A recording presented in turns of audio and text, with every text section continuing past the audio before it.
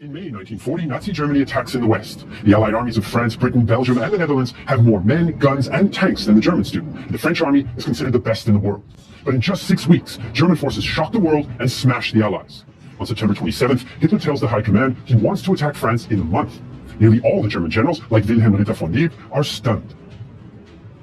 The French will not be surprised. They know very well that if the Germans attack, they must do so through Belgium. So the French will be vigilant. Our bloody sacrifice will be great. An attack on France cannot be done like the attack on Poland. Rather, it will be arduous and very costly. This is just the old Schlieffen plan with a strong right wing along the Atlantic coast. One cannot get away with such an operation a second time. Army Group B Commander General Fedor von Bock tells Halder the plan is dangerous.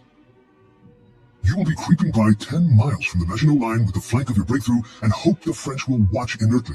You are cramming the mass of the tank units together into the sparse roads of the Ardennes mountain country, as if there were no such thing as air power. And you then hope to be able to lead an operation as far as the coast, with an open southern flank 200 miles long, where stands the mass of the French army?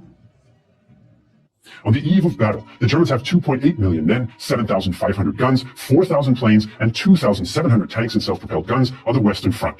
But only 16 of 157 German divisions are motorized.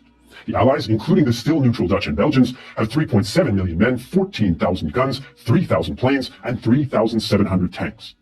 On May 12th, while a major tank battle rages at Anu, in which 630 German tanks defeat a French force of 470, the Germans reach the river further south. General Erwin Rommel's 7th Armored Division and Heinz Guderian's 19th Corps both prepare to cross. In an ominous sign, French units facing Guderian withdraw without a fight.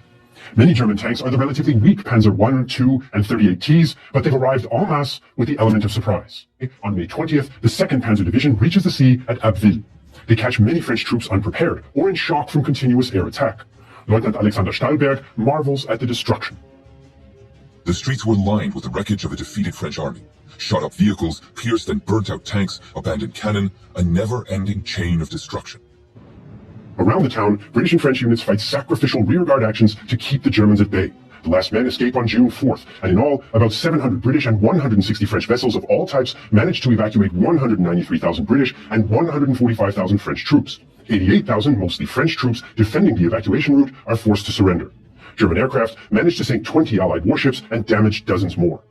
On June 21st, 22 Italian divisions attack in the Alps, but just 6 French divisions don't let them get far.